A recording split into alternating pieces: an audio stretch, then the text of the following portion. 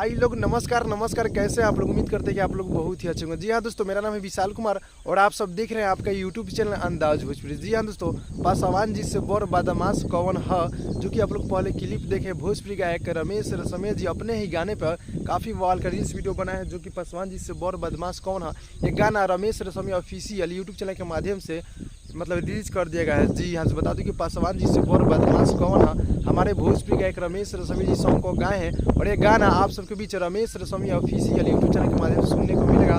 बता दूं कि काफ़ी बवाल का सॉन्ग है। दीपक प्रियांशु जी गीत को लिखे और हमारे म्यूजिक चमन सिंह जी का है। काफ़ी बवाल की म्यूजिक चमन सिंह जी देते रहते हैं। जी हाँ दोस्तों, जो कि रील्स वीडियो आप लोग देखें, रील्स वीडियो कैसा लगा है कमेंट बॉक्स में आप लोग कमेंट कर दीजिएगा। और बता दूं कि जिस तरह आप लोग मतलब गाने को प्यार दे रहे हैं उसी तरह आप लोग देते रहें। और बता दूं कि गाना जो रिलीज हुआ है रमेश रसमी ऑफिशियल यूट्यूब चैनल के माध्यम से गाना रिलीज हुआ है पासवान जी से बड़ बदमाश कौन है। और उसी गाने पे रील्स वीडियो जो देखे आप लोग, बहुत ही हाई लेवल का रील्स वीडियो है। कैसा लगा कमेंट बॉक्स में आप लोग कमेंट कर दीजिएगा और हमारे चैनल को आप लोग सब्सक्राइब करके जाइएगा। जी हाँ, बता दूं कि भोजपुरी गायक रमेश रसमिया जी का आप सबके बीच बहुत ही जल्द सॉन्ग आने वाला है, तो आप लोग रेडी हो जाएगा। जी हाँ दोस्तों, तो बता दूं कि अपडेट कैसा लगा, अपडेट अच्छा लगा तो लाइक कीजिएगा, चैनल पर नए चैनल को सब्सक्राइब कीजिएगा। मिलते हैं अगली वीडियो में दोस्तों, तब तक के लिए बाय बाय।